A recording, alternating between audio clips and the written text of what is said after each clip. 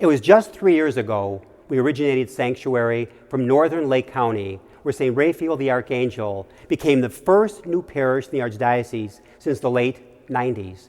Producer Jim Dish and videographer Michael May returned to St. Raphael for the blessing and laying of the cornerstone for what will be that parish's new church. Scores of Catholic faithful crowded into the construction site on Route 45 in Old Mill Creek. They came to celebrate the blessing of the cornerstone for their new St. Raphael the Archangel Church. To them, it means everything. You know, right now we're in a barn. It's a beautiful church inside the barn, but it's not a church. And so many people haven't even become members. They drive by, it doesn't even look like a church. Now, this is going to be the symbol of this faith community of St. Raphael the Archangel. The barn Father John Jamnicky referred to is on Route 173, a short distance from the site of the new church. The converted farm building has served St. Raphael well since the parish was founded in 2007. But flash forward 3 years and a very unique new church is taking shape. Unique because much of its facade will be from St. John of God, a Renaissance-style church at 52nd and Throop Streets in Chicago that was closed in 1992. St. John of God is being disassembled stone by stone. We do what's called a laser survey on the entire facade of the church, marking every stone. Every stone has a number, and it's on a drawing, and that drawing shows where every stone is, and we take it down stone by stone, mark it, palletize it, put it on trucks, bring it up here, spread it out in this parking lot we just put in here, and then put it back together like a jigsaw puzzle. The only difference is we know where the pieces go. And some of the pieces for St. Raphael will come from another shuttered church in Chicago, St. Peter Canisius on North Avenue, closed in 2007. Pews, stained glass, and marble furnishings are among the items to be recycled at St. Raphael. Parishioners are excited about the shape of things to come. First of all, we're going to get a church that looks like a church. It's not some of the new modern type things.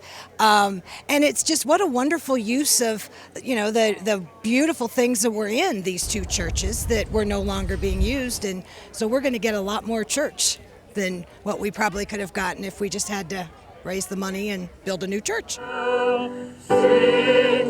It was an impressive turnout for the twilight service that was held on the feast day of St. Raphael the Archangel. Cardinal Francis George led the service and made mention of angels in his remarks to the crowd.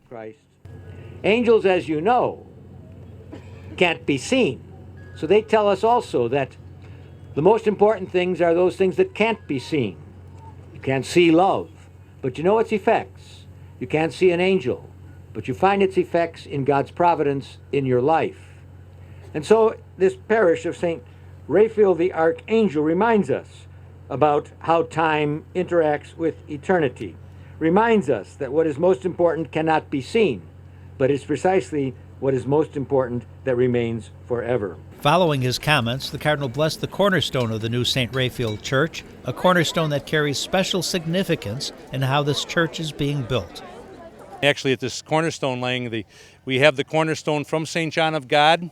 Here is going to be on the church, and the new cornerstone from St. Raphael is on top of that one. So it's almost the symbolism of that we're building upon, the faith of the St. John of God church community as we build the new church of St. Raphael the Archangel. Many of those in attendance were former parishioners of St. John of God and St. Peter Canisius parishes in Chicago.